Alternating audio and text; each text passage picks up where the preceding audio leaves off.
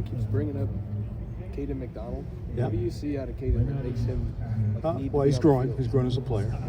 He's got to play more football. And so the best way to get that done is to his whole fall camp is give him more reps, get him ready. He certainly has the talent now to be able to play 35 plays in a game is going to be critical. And that's what we're trying to get him ready for. And in a minute, he can go from one place to 30 plays. So I think he's done a great job thus far. He's a young player, strong, powerful, but there's still some growth there, and we see him continue to develop. What was it that he did from year one to year two that makes him a part of the conversation? I think he's stronger. He's in better shape. His weight is down. His weight is really critical. He's in better condition. And so when you get all those components together, you get a chance to think it. You get a chance to really do something special. So that's where he is. So he's done a great job taking care of himself. He did a great job in the weight room in the offseason. And so now it's about playing football. I asked you in the spring about Taiwan Malone. You said he was the guy who was coming on. Is he still coming on? Is he still firmly in that? Yeah, he is. You can see the change. He's got much stronger the day he walked in. He was making his steps and a great job getting him ready. And so you see a really athletic player that you thought you had coming in. Now you're starting to see that develop from baseball now to football. And so he's making great improvement. Back in 19, you had 6 guys on that interior that you can maybe count on and kind of rotate in there, and I know it's fluctuated since then. Do you think you have that number heading into 2024 with obviously what Ty and Talik brings you to? Yeah, we're still building it. I think the ends are solid. I think the 5 ends we have coming back makes us really good there. We're trying to find another piece to go along with those guys. I think the inside guys is, probably get 6 out of that group. We just got to wait and see and we go forward. So we like to have 4 if we can going into the season, plus a 5th guy, give us a 6th, 7th guy can go in some complete positions. But we're still building that right now as we go. How many do you think you have right now outside of the 2 vets? Excuse me? On the interior, how many guys do you think right now are I think ready to go, probably 5 guys ready to go right now. And 6 guys, so we're still pushing them a little bit to get ready. But I think we can play with 5, but a guy can play both positions, so it'll give us like 7 guys. And we can move one guy to play nose and 3 2. What do you like about Jason going through his first football season here, Jason's a much stronger player than he was coming as a freshman. I think that's the biggest thing, right? And he's got mentally, he's always been really smart, picking the playbook up. And the biggest thing these guys is playing football. And I think that's the key, and that's why in the fall we kind of soaked him a lot. Gave him over 300-some plays so far because he's got to get ready to play. You can't do that unless you play reps. And he's doing a great job. You can see the improvement. That 6th guy on the edge, is the edge of a guy who's pushing to be that guy? Well, you got Ezra and Josh Mickens had a great camp. He's come out of nowhere. He really worked hard, put on 30 pounds, 23 pounds to get bigger, and he's had a great camp. So we can't say that's going to be. I think those 2 guys will be in the mix as we go forward. Mitchell's been a guy who's flashed but been hurt for so much of his time. Now that he's healthy, what do you think he needs to do to consistently kind of be that? Yeah, just stay healthy. He's got all the skill sets. He's can rush the passer, he can play the run much better. He's much bigger. He's 262, 63. Which before he was struggling to put weight on. So now you see a guy who can just play 3 downs down, opposed to go for the 3rd down. And he's had a great camp. He really has a great camp. He's been focused, locked in, and that's what we want to see. He's going to be a great addition to our unit. You said 35 snaps for Caden. Are you looking for like a 50-50 split among your 1s and 2s? Yeah, not a 50-50 split, but if you play a 6-play game, you like to see them get 25 of those plays. That's what we like to see happen. And at different parts of the game, you like to see him get those kind of plays. And that's what he's got to get ready for. But he 1 play from going to 60 if something happens. So he's got to get ready not to play 10 plays. He got to get ready to play 25 or more. And that's what we're training for right now. Yep. You've talked in the past about how important it is for your defensive tackle not just occupy blockers but be disruptive.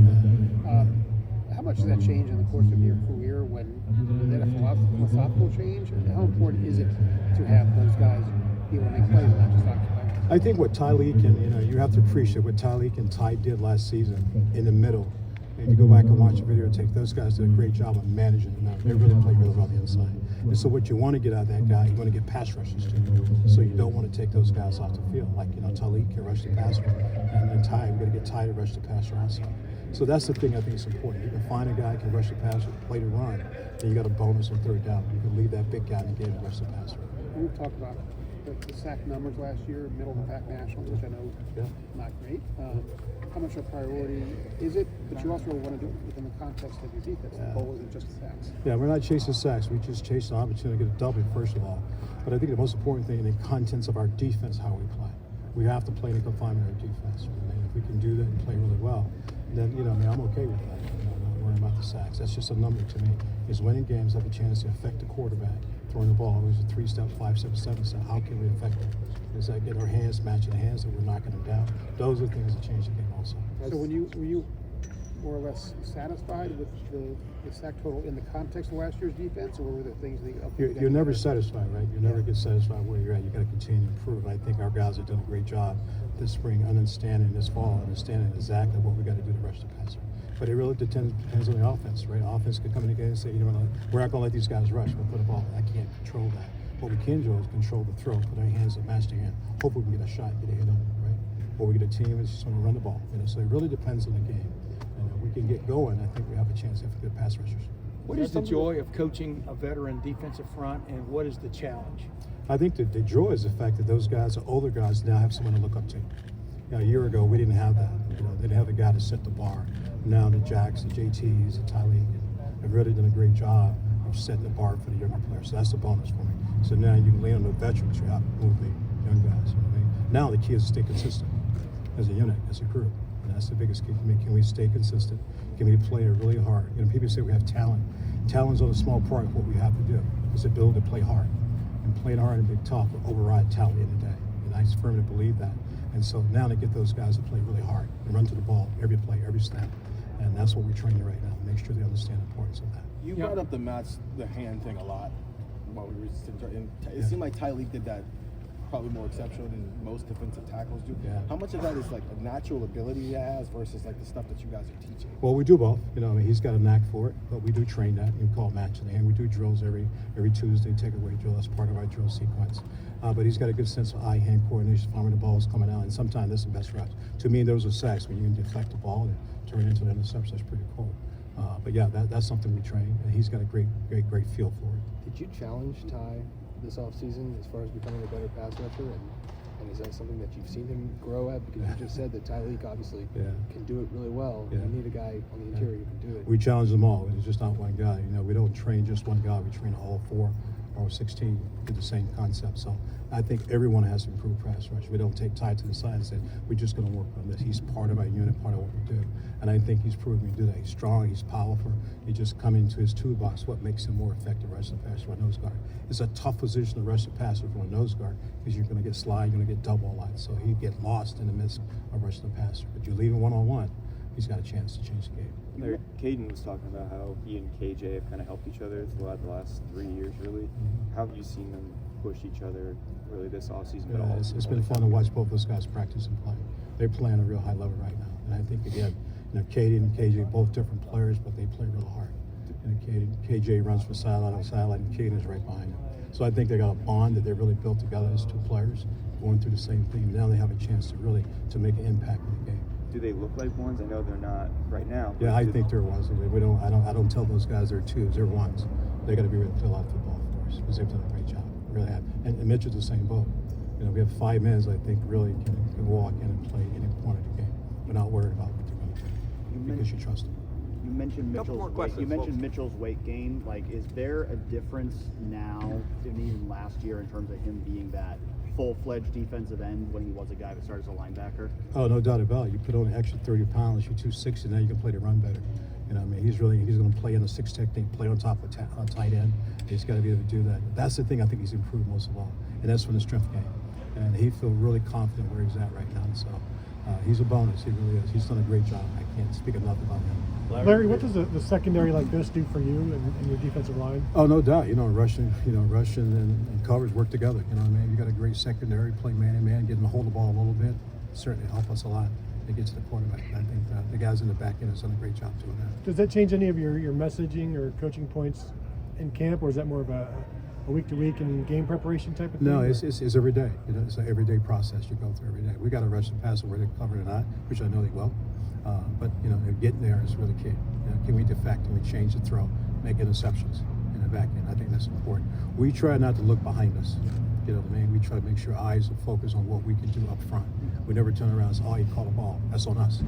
That's on us, and that's where we approach it. I'm looking for a fresh quote. I asked you this in the spring a little bit, but a different way. What is it about the Hamilton brothers that they come on as the longer they stay in college? What have you put together that's common between the two? Nothing different. It's a process, right? Everybody goes through a process. And I think Devon and Ty is kind of different but same. But they've gone to both great students and really understand the importance of what they want to do. And I think Ty came back because he realized that I guess unfinished business. And I think it's remarkable that he's still here because he's done a great job for us. What is the luxury of having two defensive tackles that played a lot, like Tyleek and Ty, or the TNT brothers, whatever they're going by today? What is the luxury of that for a defense? You understand what I'm saying? You don't get that every day anymore. That's right. It makes us better. You could stop the run from the inside out, man. You got a chance to be real special in defense. So those guys do a great job. Their hats, hands, and their physicality in the line of scrimmage, and that makes a difference for it. It makes our ends job easier. We have the guy who can manage the middle. What do you think of that nickname?